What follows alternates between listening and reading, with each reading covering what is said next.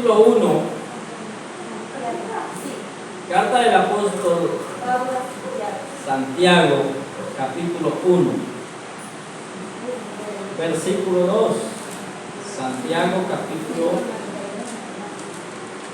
1. Está del Antiguo de Hebreos, ahí está Santiago. Que me dice amén cuando lo busque. ¿Santiago qué? Capítulo 1 de Santiago. Para allá, Capítulo 1 de Santiago. por allá. De la página 129. Vamos a esperar que todos lo tengan. Santiago capítulo 1, está Hebreos y luego sigue Santiago. Es una carta muy bonita. Capítulo 1. Amén. Versículo 2. Amén. Dice la palabra de la siguiente manera: hermanos míos, tened por sumo gozo cuando halléis en diversas pruebas, sabiendo que la prueba de vuestra fe produce paciencia. Mas tenga la paciencia su obra completa, para que seáis perfectos y cabales sin que os falte cosa alguna. Y si alguno de vosotros tiene falta de sabiduría, pídala a Dios, el cual da a todos abundantemente sin reproche, y le será dada, pero pida con fe, no dudando nada, porque el que duda es semejante a la onda del mar, que es arrastrada por el viento y echada de una parte a otra. No piense pues, quien tal haga, que recibirá cosa alguna del Señor. El hombre de doble ánimo es inconstante en todos sus caminos. El hermano que es de humilde condición, gloríese en su exaltación, pero el que es rico en su humillación, porque él pasará como la flor de la hierba, porque cuando sale el sol con calor abrasador, la hierba se seca, su flor se cae y perece. Su hermosa apariencia, así también se marchitará el rico en todas sus riquezas. Dejémoslo hasta ahí. Diga conmigo: Señor Jesús, en esta tarde, que tu palabra sea de bendición para mi vida y cumpla el propósito para lo cual es enseñada a mi mente, a mi espíritu y a mi ser. En el nombre de Jesús, amén y amén. Un aplauso. Gloria a Jesús. La sabiduría que viene de Dios, tiene un título ahí, ¿verdad? La sabiduría que viene de ¿quién? De Dios. De Dios. El apóstol Santiago ahí saluda en el versículo 1, dice: Santiago, siervo de Dios y del Señor Jesucristo, a las 12 tribus que están en la dispensación, salud. Amén. Entonces entra esa carta con una salutación, ¿verdad? Se presenta siervo de Jesucristo, servidor de Jesucristo. Siervo quiere decir servidor de Cristo. Usted y yo somos servidores de Cristo aquí en la tierra, en su obra, ¿verdad? Recuerde que el propósito de Dios es construir la iglesia. La iglesia está en construcción y el Señor necesita día a día ayudantes, siervos que estén al servicio para la construcción de esa obra.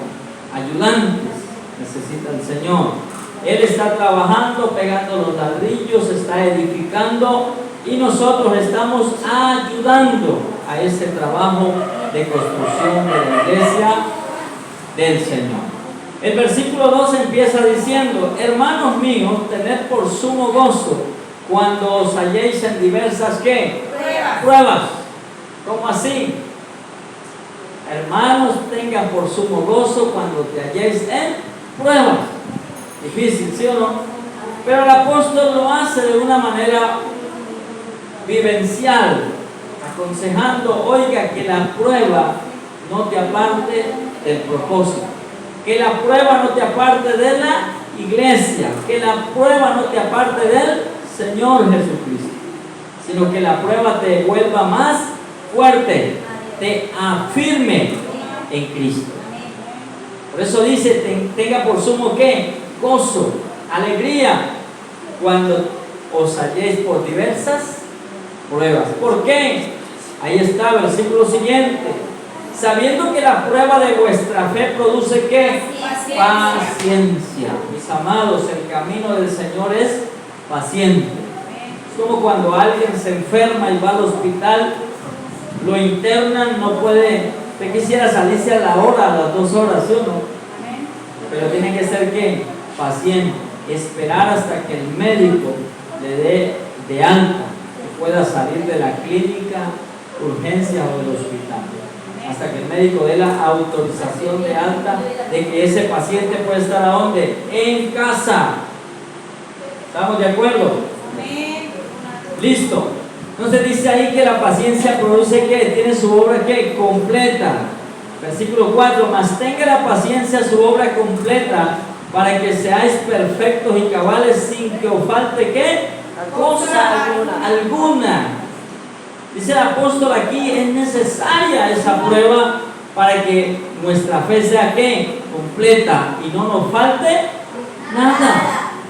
Es necesario que esa fe sea completa en Cristo.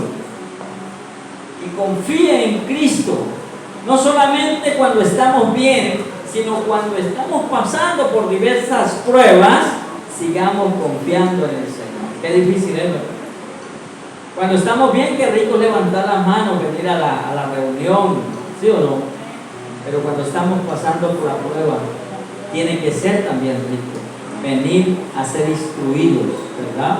Congregarnos, dicen Romanos, no dejando de congregarnos, sino estar ¿qué? Congregándonos en Cristo, estar reunidos en Cristo, porque cuando estamos en esa prueba, en esa dificultad, unos a otros nos animamos y en Cristo superamos esa prueba, esa dificultad. Siguiente versículo 5. Y si alguno de vosotros tiene falta de sabiduría, pídala a Dios, el cual da a todos abundantemente y sin reproche, y le será ¿qué? Dada. Si usted está pasando por alguna prueba, por alguna dificultad, pídale sabiduría al Señor, dice el apóstol acá, el Espíritu Santo a través del apóstol Santiago. Pídale ¿qué? Sabiduría al Señor, cómo pasar esa prueba, cómo pasar esa dificultad. Porque es necesaria nuestras vidas para que sea probada nuestra madurez en Cristo. Maduros en el Señor, maduros en su palabra. Luego, ¿qué sigue diciendo? Verso 6, pero pida ¿con qué? Fe. Con fe, no dudando nada. Oiga, hay que pedir con fe, no dudando nada. Porque ¿qué pasa? Dice, porque el que duda es semejante a la onda del mar, que es arrastrada por el viento y echada de una parte ¿a dónde? A otra.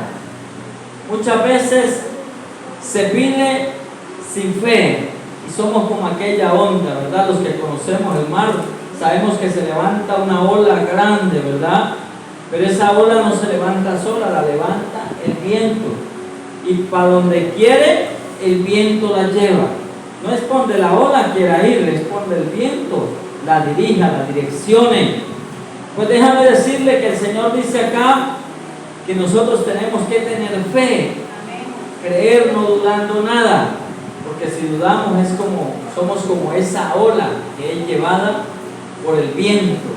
El viento aquí puede ser el sistema, el viento puede ser lo que conocemos como mundo, como los afanes de la vida. ¿Cuáles son los afanes de la vida? Nuestras preocupaciones.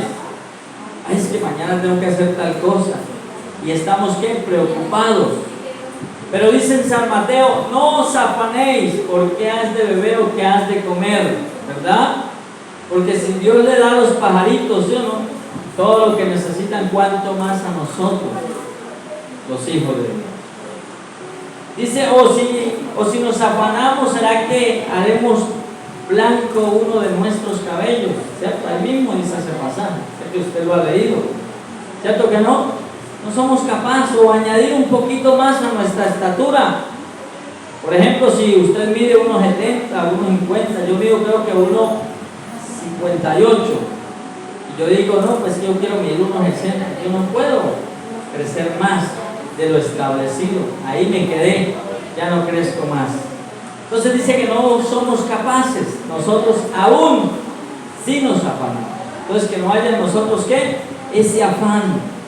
Entonces tenemos que pedir con fe, no dudando nada para no parecernos a esa onda o a esa ola del mar, sino creer, es lo que dice la palabra, creer en el Señor de lo que Él hace.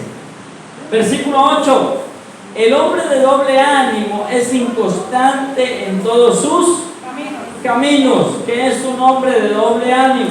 Una persona que dice, voy a hacer tal cosa, pero empieza y nunca termina. ¿Usted no ha visto, no conoce gente así? Es que voy a hacer este trabajo y empieza, tira 3 cosas ahí, ya lo dejó ahí. Voy a hacer una labranza, hicieron por ahí en el campo, hace una labranza, tira 3 machetazos y deja así. Esa es una persona de doble ánimo, es inconstante. Recuerde usted que nosotros tenemos que ser constantes, por eso es importante el congregarnos, el estar reunidos en Cristo, porque esa constancia nos ayuda a aprender cada día más de Él, a aprender ese conocimiento. Y va a llegar el día en que vamos a recibir esa corona de justicia reservada para usted y para mí. Por eso dice en Mateo, el que persevere hasta el fin, este será salvo. ¿Listo? Seguimos. 9.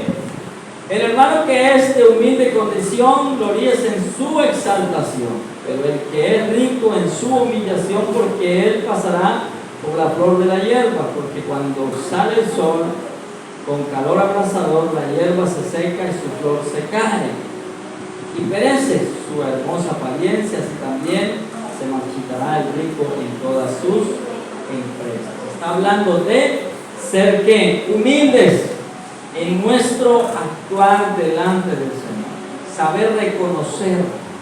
¿Por qué? Porque la riqueza material pasa. No es que sea malo tener cosas, no es malo, sino tener esa capacidad de reconocer de que eso se lo dio Dios, de que viene de Él, de que Él es el dueño de todo, de que nosotros somos ¿qué? Administradores en esta tierra, ¿verdad?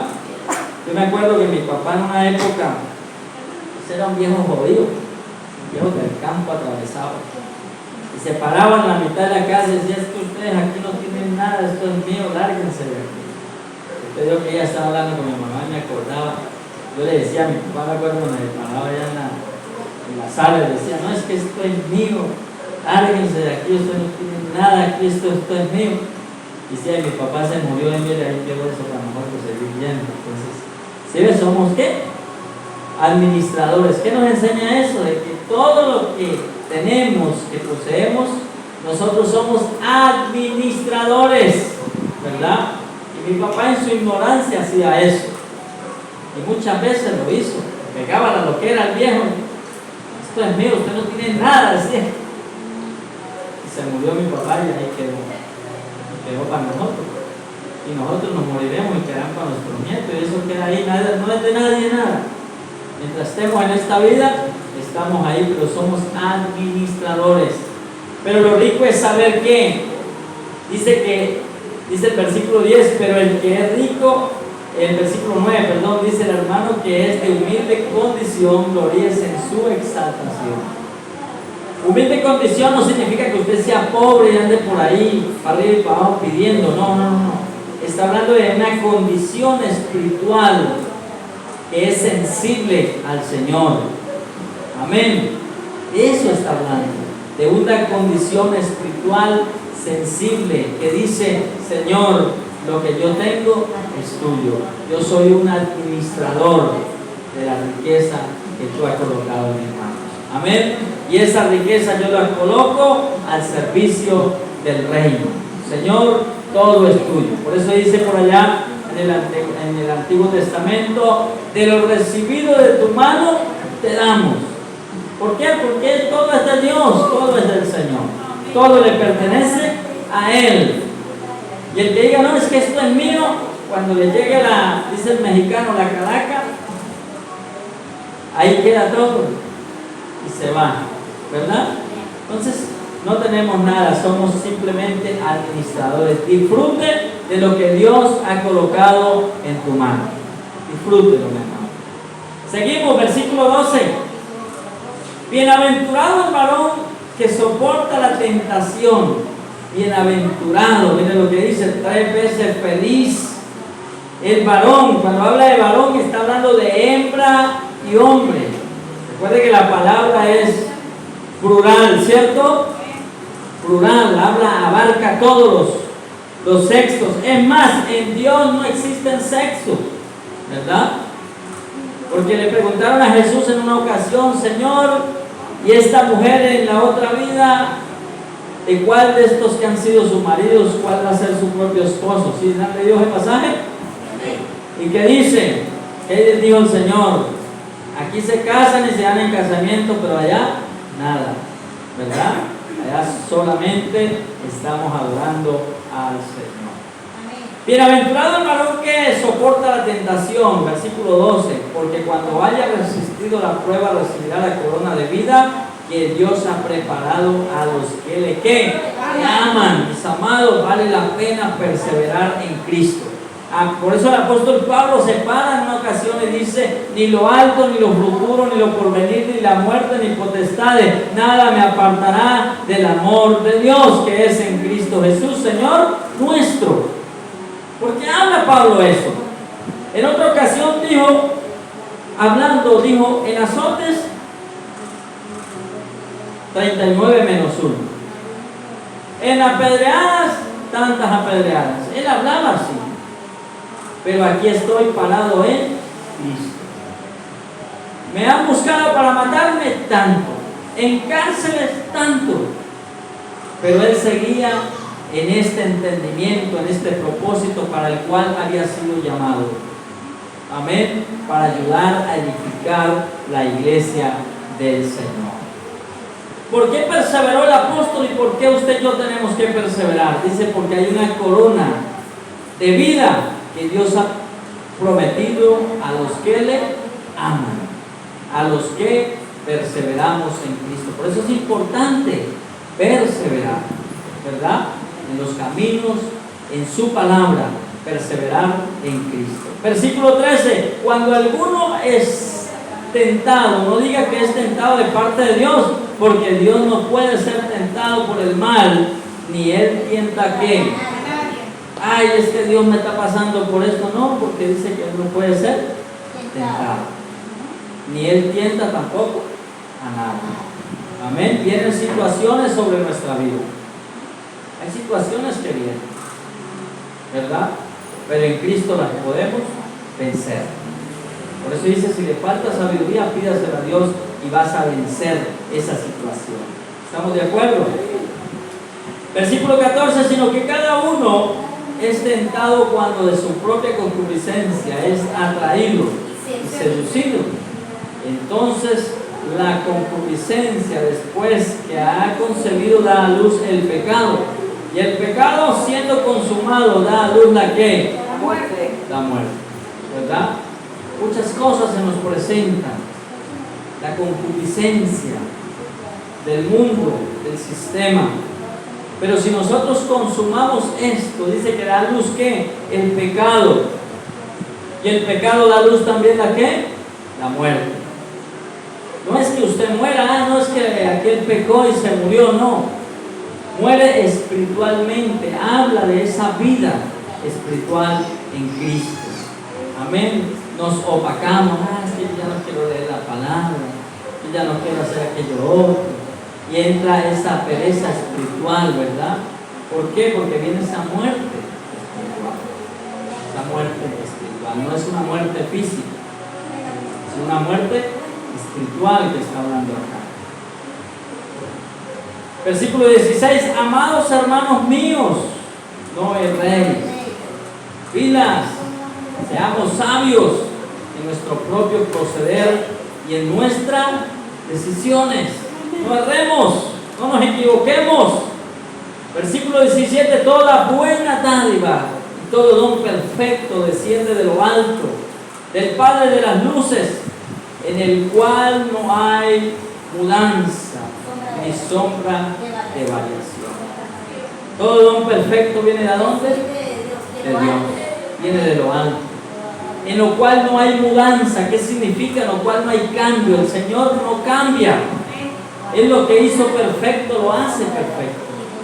Y Dios te llamó para hacerte perfecto a través del Hijo, a través de Cristo. Él está haciendo un trabajo en usted y en mí. Y día a día nos está perfeccionando a través del Hijo. ¿Para qué? Para que hagamos su voluntad. El Espíritu Santo en nosotros está haciendo un trabajo fenomenal para hacernos actos delante del Padre de las luces, dice acá, en el cual no hay mudanza ni sombra de variación. Por último, el versículo 18 dice, Él de su voluntad nos hizo nacer por la palabra de verdad, para que seamos primicias de sus criaturas. Él nos hizo ¿qué? Nacer por la palabra de verdad. ¿Cuál es esa palabra de verdad? Cristo. Yo soy la verdad y la vida. ¿Verdad? Dice en San Juan 1:1, en el principio era el verbo era Dios y el verbo era con Dios. ¿Cuál era ese verbo? Cristo. Y el verbo significa palabra. ¿Y quién es la palabra? Cristo. Y aquí dice, Él de su voluntad, o sea, Dios, nos hizo nacer por la palabra de verdad. Cristo es la palabra de verdad. Para que seamos primicias de sus criaturas. En otras palabras, primicias de una nueva ¿qué? Creación según Dios. Eso es lo que somos nosotros. De modo que si alguno está en Cristo, nueva criatura es. Y aquí dice, somos las primicias de sus criaturas. Somos una nueva creación en Cristo. Dios creó al hombre con el propósito de que Él haga su voluntad. Cuando falla en el Edén, manda al Hijo para que el Hijo haga a través del hombre su voluntad. Y somos esa nueva creación. Por eso el Señor le dice que es necesario nacer de arriba o nacer de nuevo. Nosotros nacemos de nuevo en el Espíritu. Amén. Por eso estamos aquí, porque somos nacidos, somos la nueva creación, las primicias de esas nuevas criaturas hechas según Dios. Amén. Para gloria y honra suya. Para eso fuimos creados, con ese propósito, para gloria y honra suya. Por eso estamos aquí, siendo edificados y seguir edificándonos cada día, para seguir conociéndole a Él y que esa nueva creación sea reflejada en cada uno de nosotros. ¿Estamos de acuerdo? Démosle un aplauso a Él en esta tarde. Vamos a ponernos en